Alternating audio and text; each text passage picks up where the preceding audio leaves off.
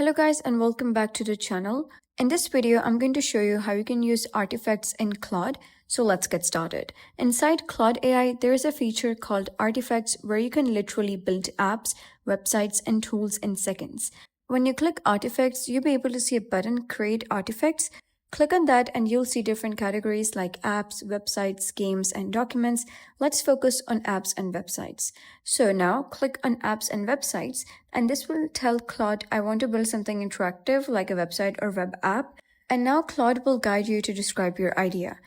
So you can type in something like design a modern landing page for a SaaS website, and Claude will instantly generate a working project. Now the magic happens.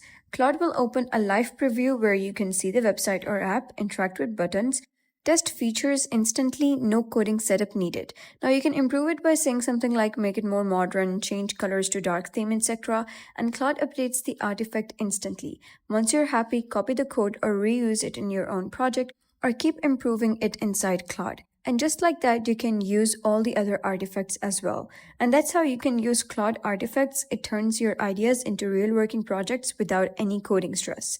So if you found this guide helpful, please consider subscribing and leaving a like. It really helps me out. And I'll see you next time.